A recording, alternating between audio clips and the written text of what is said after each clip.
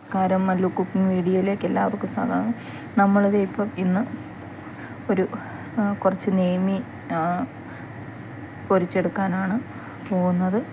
അതിന് നമ്മളിവിടെ കഴുകി വൃത്തിയാക്കി കുറച്ച് നെയ്മീൻ നമ്മൾ എടുത്തിട്ടുണ്ട്. അപ്പോൾ നമുക്കതിലേക്ക് ചേർക്കേണ്ട ഇതൊക്കെ എടുക്കാം. നമ്മളിത് ഈസ്റ്റേണിൻ്റെ ഫിഷ് മസാലയാണ് നമ്മളിവിടെ എടുത്തിരിക്കുന്നത്.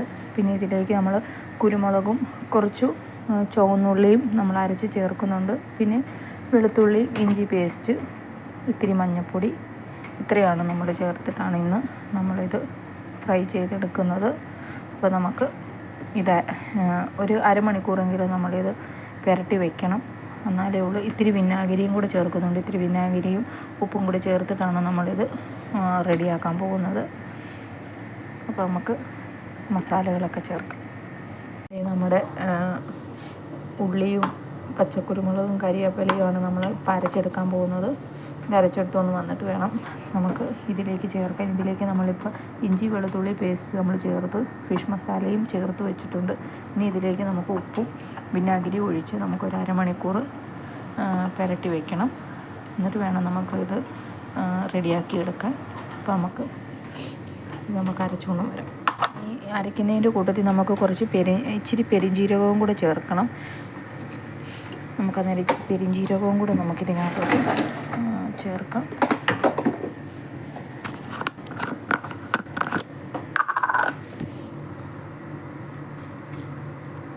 നമ്മൾ ശകലം പെരിഞ്ജീരകവും കൂടെ ഇതിനകത്തോട്ട് ചേർത്തിട്ടുണ്ട്.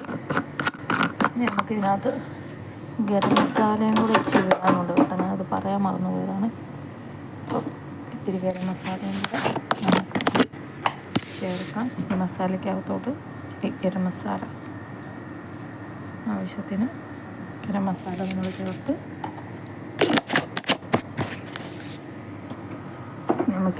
ഇതൊന്ന് അരച്ചുകൊണ്ട് വരാം.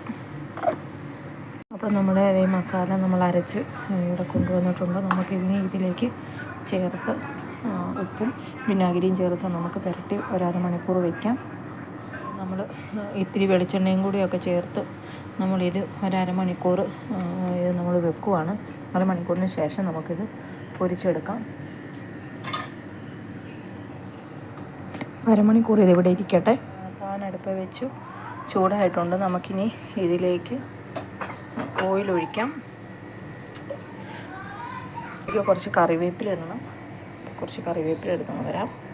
ഇത് നമ്മൾ കറിവേപ്പില ഇട്ട് വെള്ളം ഉണ്ടായിരുന്നു, അത് കറിവേപ്പില ഇട്ട്. അപ്പോൾ നമ്മുടെ ഫിഷ് നമുക്ക് ഇതിലേക്ക് ഇടാം.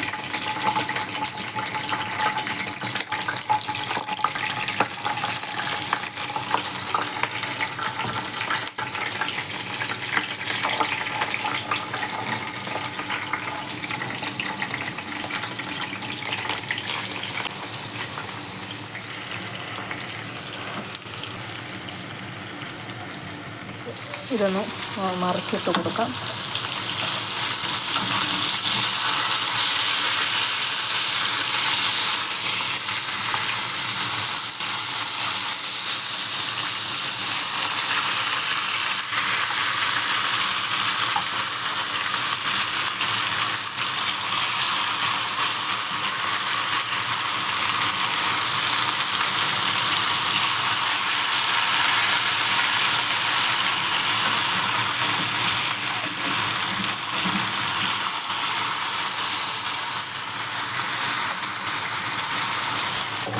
നമുക്ക് ഫ്ലെയിം ഒന്ന് കുറച്ച് വയ്ക്കാം. അപ്പം നമ്മുടെ ഫിഷ് ഫ്രൈ ഇവിടെ റെഡി ആയിട്ടുണ്ട്. അപ്പോൾ എല്ലാവരും ചെയ്ത് നോക്കിയിട്ട് അഭിപ്രായങ്ങൾ അറിയിക്കുക. എൻ്റെ ചാനൽ ഫോളോ ചെയ്യാത്തവരൊന്ന് ഫോളോ ചെയ്യുക, ഷെയർ ചെയ്യുക, കമൻറ്റ് ചെയ്യുക. ആ സൈഡിലുള്ള ബെൽ ബട്ടൺ ഒന്ന് അമർത്തുക. അപ്പോൾ അടുത്ത വീഡിയോ ആയിട്ട് വരുന്നിടം വരെ ബൈ.